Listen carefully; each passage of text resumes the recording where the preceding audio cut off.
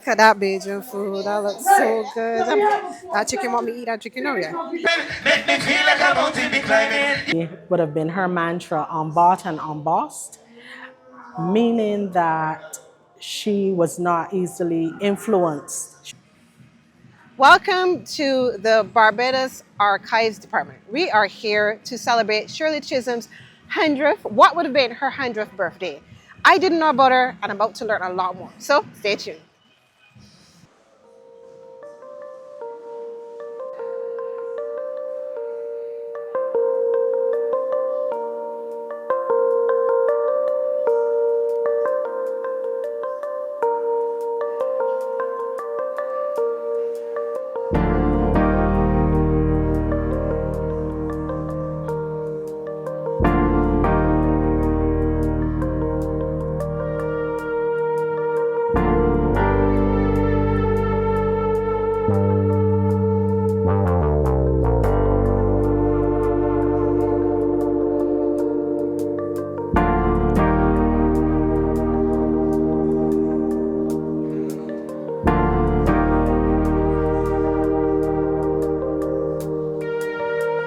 So we're here with Stacia Adams, archivist at the Barbados Archives Department. Stacia, today is the first day I learned about Shirley Chisholm.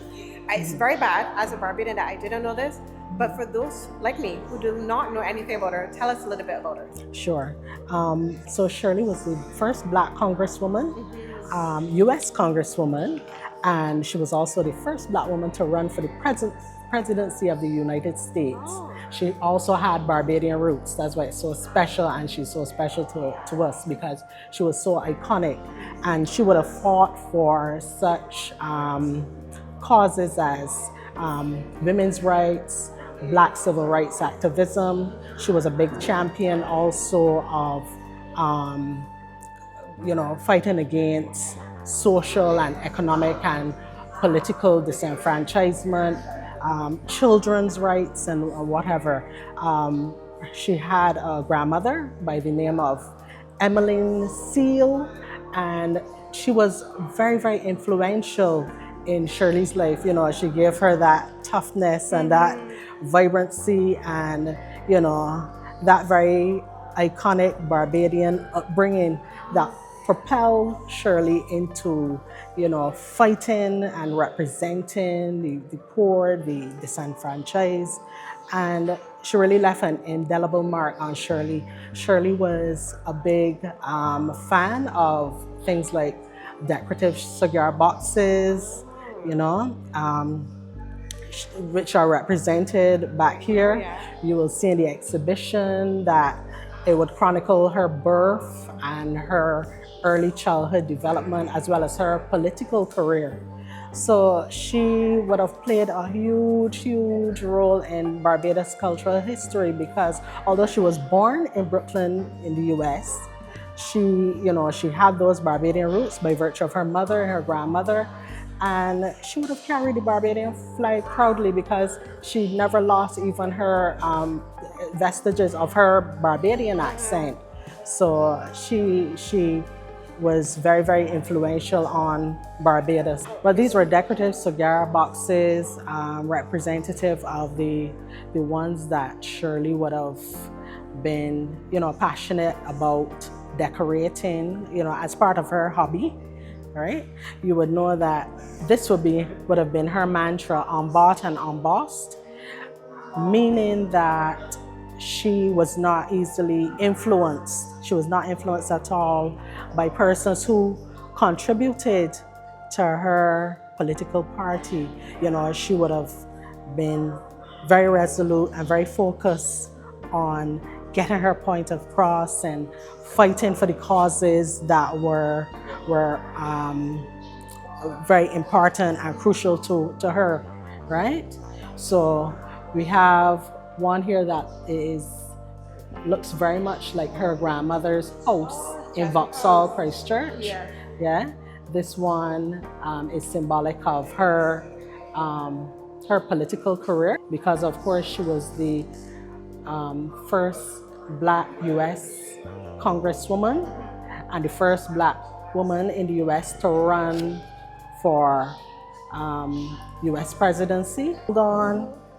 So if we look in here, these are some of the the handkerchiefs that persons would have gotten for, like, on holidays like Christmas and what's not. So filled here with things like letters and photographs from that point in that era, right? You would see here also large interpretative boards that would chronicle her birth and early childhood, straight up through her formative years to her active political life. So one other quick question before we wrap up. Will this exhibition be open after today? It will. It should run like a week or 2 weeks later. Okay, so persons who are interested in coming and could seeing, still come and see. Yeah, so today is the 23rd? The 23rd of November. So for those, if you're watching this in current time, you can come on down and enjoy this beautiful exhibition and learn a lot more about Shirley Chisholm. Yes. For the centennial of her birth. Yes. Because she would have been 100 years old the 30th of November. Yes. The luggage trunks that were used by that came over on the ships. Wow. So they would have been filled with dry goods, foodstuffs, clothes, bed linens, Bibles. This Marcus Garvey book is particularly of note because she was a huge fan of Pan-Africanism and the Black civil rights activist movement. Yes. It's very interactive. It's great for kids. It's great for adults. This is very good. Because you can see, because we're representing some of the old back in time, but we're doing it through some of the more contemporary media and technologies. Yes. Yeah. So if you look at this loop, if you look at the loop long enough, you're gonna see her rendering as to when she was 100 years. Oh, wow. Yeah, through the power of AI. Yes. Beautiful. Yes. Oh my That's God. an AI depiction there. So well done. Yes. It really helps you to connect. Thank you. It helps you to connect with the past. It does. Yes. You really need that to stay grounded. Exactly.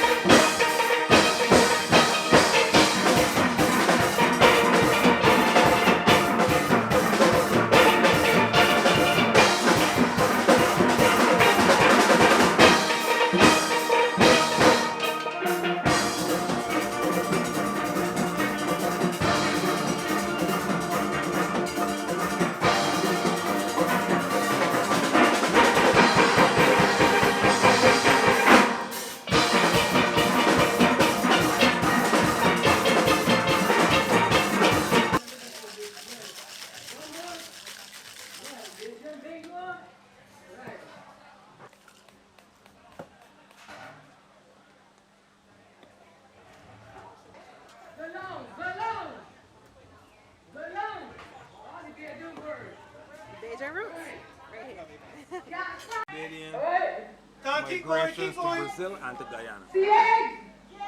And this book is about the song. Keep going. About the song that been gone to Brazil. We got that ready. We got that ready. That ain't true. No. That ain't true.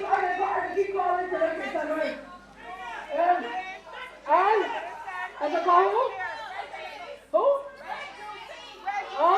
Where you see?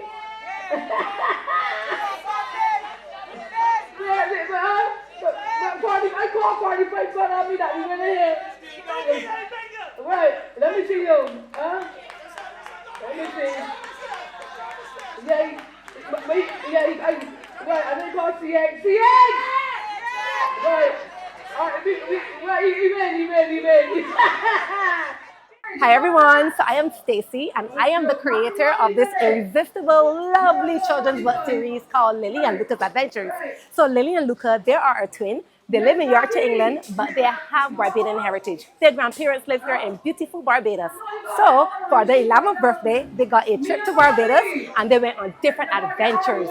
So they went to Harrison's Cave, they did an adventure in Bridgetown, they did an adventure on an island tour, and last but not least, they did an adventure on the Caribbean. So these books are fun, they're interactive, and they're educational. We have some interactive activities right through the pages, so children are having fun while they're reading. So these are my books, Lily and Luca Adventures. So where can people find these books? If I live in the US or in the UK, where can I find these books? Okay, so if you're living in the UK or the US, you can go on Amazon and you can find all of our books there. In Barbados, they are available at various bookstores and gift shops around the island. So places like Best of Barbados, you have Gansey, you have Harrison's Cave, you have Yui Bookstore. They're all over Barbados because they're irresistible.